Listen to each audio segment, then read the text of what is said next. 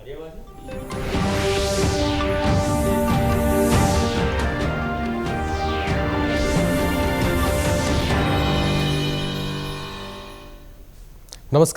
उत्तराखंड समाचार में आपका स्वागत है। मैं सुरेंद्र रावत। सबसे पहले मुख्य समाचार। जिलों के जिलाधिकारियों ने मुख्य सचिव राधा रतूड़ी को सौंपी भू कानून संबंधी रिपोर्ट। मुख्य सचिव ने प्रावधानों के विपरीत भूमि खरीद फरोख्त पर कार्रवाई के दिए निर्देश।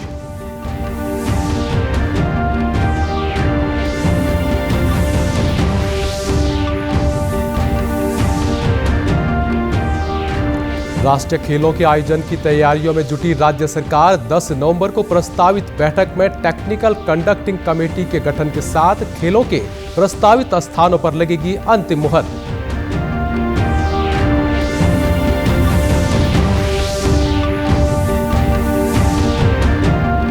और सूर्यदेव की उपासना, तपस्या और आस्था के प्रतीक छठ पूजन की आज से शुरुआत। त्रिवेणी घाट समेत कई घाटों पर साफ सफाई और सुरक्षा व्यवस्था के किए जा रहे पुख्ता इंतजामात। और अब समाचार विस्तार से। मुख्य सचिव राधा रतूड़ी ने भू कानून के संबंध में जिलाधिकारियों के साथ सचिवालय से वीडियो कॉन्फ्रेंसिंग के दौरान जरूरी दिशा निर्देश दिए। उन्होंने भू कानून के प्रावधानों के विपरीत भूमि की खरीद फरोख्त या भूमि खरीद संबंधी अनुमति के किसी भी प्रकार के उल्लंघन पर जमींदारी उन्मूलन और भूमि सुधार अधिनियम की धारा 166, 167 के तहत मुकदमा दर्ज करने के कड़े निर्देश दिए। मुख्य सचिव ने निर्देश दिए कि विशेष प्रयोजन के लिए भू अनुमति प्राप्त होने पर भी उस भूमि का उस विशेष उद्देश्य के लिए उपयोग न करने पर या किसी भी प्रकार से भू कानून के उल्लंघन की दशा में जिलाधिकारी कार्रवाई सुनिश्चित करेंगे। राज्य के 11 जनपदों से भू कानूनी संबंधी रिपोर्ट प्राप्त होने पर उन्होंने हरिद्वार और नैनीताल जनपद से भी आज यानी 5 नवंबर तक हर हाल में रिपोर्ट पेश करने को कहा है। राष्ट्रीय खेलों के आयोजन को लेकर सरकार तैयारियों में जुटी हुई है। लगातार समीक्षा बैठकें भी आयोजित की जा रही हैं। ऐसी एक बैठक 10 नवंबर को प्रस्तावित है। खेल मंत्री रेखा आर्या ने कहा कि नेशनल गेम्स के लिए गेम्स टेक्निकल कंडक्टिंग का गठन होना है ताकि राष्ट्रीय खेलों के स्थानों में कोई बदलाव अगर करने हो तो वो कमेटी तय करेगी। साथ ही उन्होंने कहा कि खेलों के लिए कैंप अपनी जगह पर ही काम करेंगे और उत्तराखंड के खिलाड़ियों के लिए मेडल लाने के लिए हमें अच्छे प्रशिक्षक चाहिए। हमारा प्रयास है कि राष्ट्रीय खेलों में प्रथम 5 की श्रेणी में उत्तराखंड का नाम आए। जल्दी से जल्दी जो है गेम्स टेक्निकल कंडक्टिंग टीम गठित हो जाए ताकि हमारे जितने भी हमारे गेम के स्थल बने हुए हैं वो उनके मानकों के अनुरूप जो है उसमें समय रहते हुए जो सुधार उनको लगता है तो वो किया जा सके, या जो संबंधित गेम जिस गेम के लिए प्रस्तावित है वो वहाँ पे सुनिश्चित हो जाए, वो उन्हीं के स्टैम्प के साथ वो सुनिश्चित होगा। तो हमारे को सिर्फ इतनी ही उस औपचारिकता की आवश्यकता है। तो मुझे लगता है कि 10 तारीख में बहुत कुछ चीजें जो है वो हमारे लिए स्थिति स्पष्ट होगी। बाकी कैंप अपनी जगह पे काम करेंगे। कैंप के लिए हमने ये कहा है कि कोई हमारा लक्ष्य ये नहीं कि हम 1 ही रुपए देंगे या 10 ही रुपए दें। हमारा एक उद्देश्य ये है कि मेडल लाने के लिए हमें अच्छे प्रशिक्षकों की आवश्यकता है, तो हम अच्छे प्रशिक्षक किसी भी रेट किसी भी दर पे हम लाने के लिए तैयार है, बशर्ते कि हम चाहते हैं कि उत्तराखंड जो है अच्छे या बेहतरीन आयोजन के साथ में बेहतरीन मेडलिस्ट में गिना जाए, यानी कि प्रथम 5 में गिना जाए या प्रथम 3 में गिना जाए। उस ध्येय के साथ हम लोग काम करें। बजट माननीय मुख्यमंत्री जी की ओर से कहा गया है, कोई इश्यू नहीं है।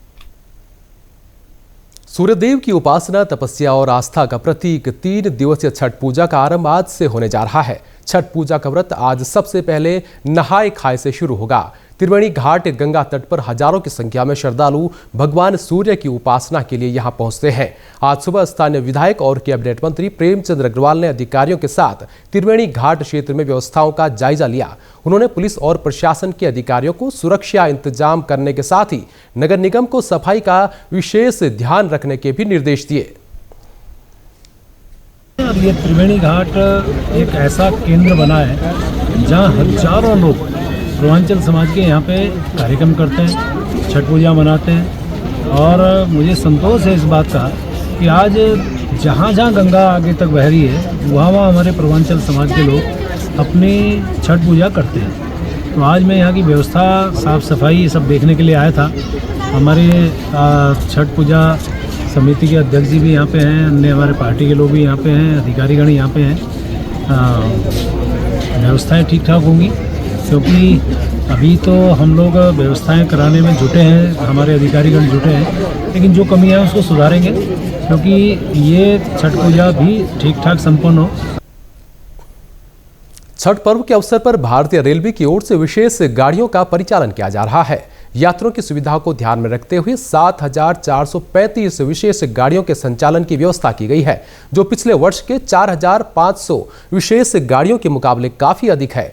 उत्तर मध्य रेलवे ने भी विशेष गाड़ियों की व्यवस्था की है, जिससे यात्रियों को सुगम और सुरक्षित यात्रा का अनुभव मिल सके। 4 नवंबर को उत्तर मध्य रेलवे की ओर से 3 विशेष गाड़ियों का परिचालन किया गया, जबकि आज 5 नवंबर को भी 3 विशेष गाड़ियां संचालित की जाएंगी। कुल 37 गाड़ियां उत्तर मध्य रेलवे क्षेत्र से होकर गुजरेंगी। यात्रियों की सुविधा के लिए रेलवे ने विशेष प्रबंध किए हैं, जिनमें रेलवे सुरक्षा बल द्वारा यात्रियों को कतार में व्यवस्थित ढंग से ट्रेन में प्रवेश दिलाना शामिल है। भारतीय रेलवे यात्रियों को बेहतर सेवा और सुविधाएं प्रदान करने के लिए प्रतिबद्ध है और इस विशेष पहल का उद्देश्य यात्रियों के लिए सुरक्षित और आरामदायक यात्रा सुनिश्चित करना है। और यहां रुकेंगे एक छोटे से ब्रेक के लिए, लौटेंगे जल्द। आप देखते रहिए डीडी न्यूज उत्तराखंड। क्या आप भी इंग्लिश सीखना चाहते हैं, फर्राटेदार इंग्लिश बोलना चाहते हैं, अच्छे अंग्रेजी के मुहावरों के साथ साथ आम बोलचाल में भी अंग्रेजी का प्रयोग करना चाहते हैं? तो चाहे आप विद्यार्थी हैं, वर्किंग प्रोफेशनल या house maker, we are here to make your communication skills way better. संपर्क करें doctor Kanchan Negi, founder a brilliant English International Institute, Dehradun.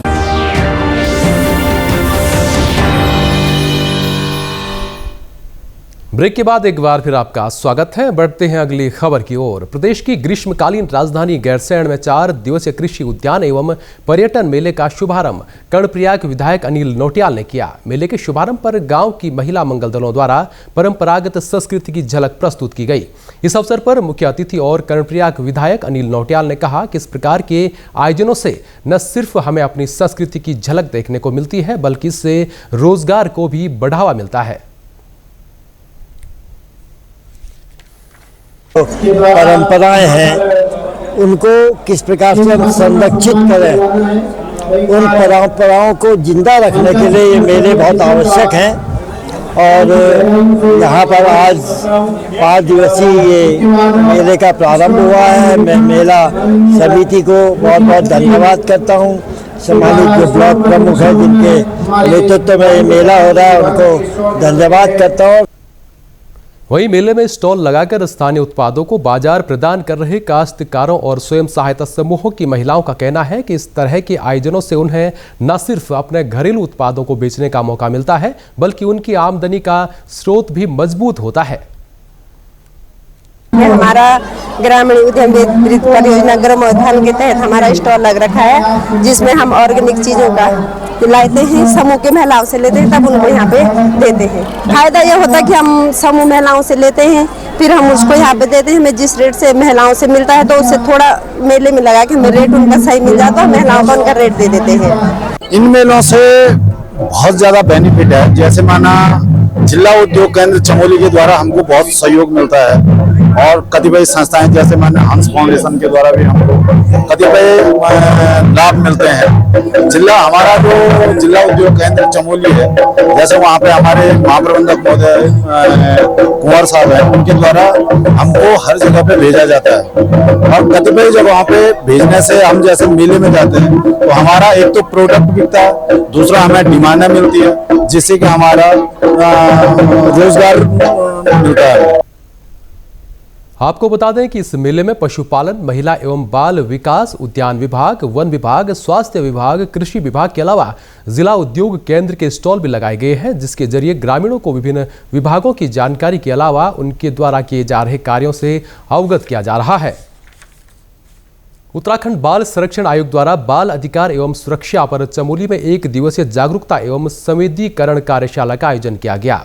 कार्यशाला का शुभारंभ उत्तराखंड बाल संरक्षण आयोग की अध्यक्ष डॉक्टर गीता खन्ना ने किया। उन्होंने कहा कि परिवार ही बच्चे की प्रथम पाठशाला होती है। उन्होंने कहा कि कार्यशाला का मुख्य उद्देश्य है कि हम बच्चों की समस्याएं सुन सकें और अधिकारियों से उनके निस्तारण को लेकर चर्चा कर सकें। जो भी बच्चों से संबंधित समस्याएं हैं, मुश्किलें हैं, उनका पता लगाकर दूर कर सकें। वहीं नशे की बढ़ती लत को लेकर उन्होंने कहा कि बच्चों से संवाद करके उन्हें नशे से होने वाले दुष्परिणामों के बारे में बताएं। बच्चों को किताबी किताबी शिक्षा के साथ अपनी संस्कृति के बारे में बताएं। डॉक्टर खन्ना ने कहा कि एक प्रशासक के रूप में, माता पिता के रूप में, एक शिक्षक के रूप में हम सब लोग मिलकर इस नव युवा भारत के निर्माण में अपनी भूमिका सुनिश्चित करें।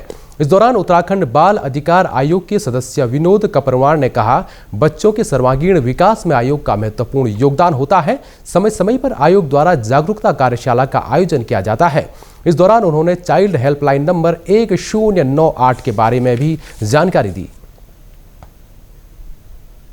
इसी के साथ अभी तक के समाचार समाप्त हुए। दूरदर्शन समाचारों से जुड़े रहें। मिलते हैं फिर शाम 5 बजे के बुलेटिन में। नमस्कार।